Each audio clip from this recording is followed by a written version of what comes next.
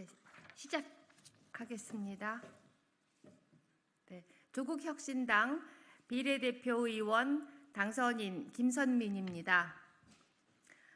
오늘 어제 언론 보도에 따르면 교제 폭력으로 여성이 또 한 명 희생되었습니다. 슬픔과 안타까움을 금할 수 없습니다. 삼가 고인의 명복을 빕니다.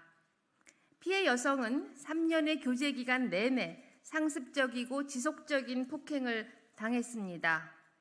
이를 견딜 수 없어 이별을 요구했습니다. 그러나 돌아온 것은 폭력과 스토킹이었습니다. 교제를 해온 사이라 가해자는 피해자의 정보를 많이 알고 있었습니다. 피해자는 협박에도 시달렸습니다.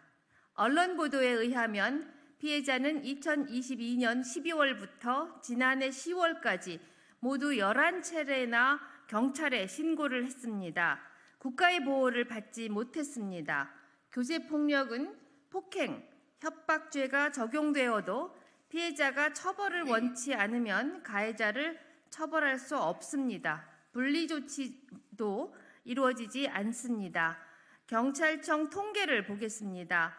교제폭력 신고 건수는 2019년 5만 581건에서 2022년 7만 312건으로 40%포인트 넘게 늘어났습니다.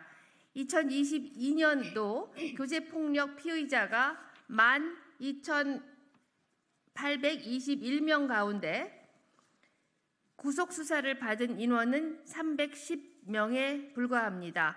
고작 2.2%입니다.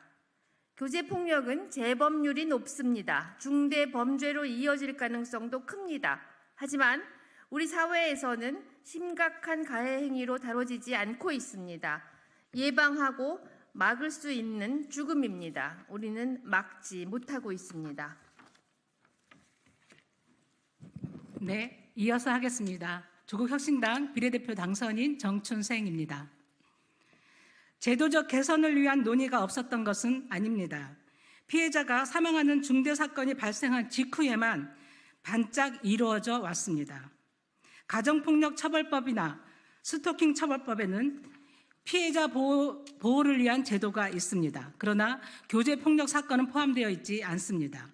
그래서 적용 범위를 확대하는 등의 법안이 21대 국회에서 여러 건 제출되어 있습니다. 그러나 아직도 처리되지 않고 있습니다. 수사, 사법기관의 발빠른 개입과 적극적인 대응이 필요합니다. 교제폭력 범죄에 대해서도 경찰에서 법원까지 응급조치와 긴급응급조치, 잠정조치, 피해자 전담조사제 등이 필요합니다. 피해자 보호 제도를 적용함으로써 교제폭력을 예방해야 합니다. 피해자를 보호해야 합니다. 국가는 더 이상 제도 개선을 미뤄서는 안 됩니다. 21대 국회에서 계류되어 있는 관련 법안을 처리하기를 촉구합니다. 다시는 이런 비극이 반복되지 않도록 재발 방지 대책을 마련해야 합니다. 조국혁신당이 하겠습니다.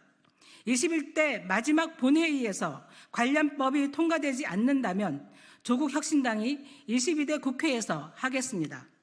조국혁신당이 교제폭력 피해자 보호를 위해 관련법 개정이나 제정에 앞장서겠습니다. 뜻을 같이 하는 정당들과 힘을 모아 관련법을 통과시키겠습니다. 조국혁신당은 폭력에 반대합니다. 특히 여성들이 안전하고 평화로운 삶을 영위할 수 있는 사회를 만들기 위해 노력하겠습니다. 폭력 피해자가 안심하고 일상을 회복할 수 있는 사회를 만들겠습니다. 사회적 약자의 인권이 보호받는 사회를 만들기 위해 행동하겠습니다. 2024년 4월 19일 조국혁신당 제22대 국회의원 당선자 김선민, 정춘생입니다. 네, 마치겠습니다.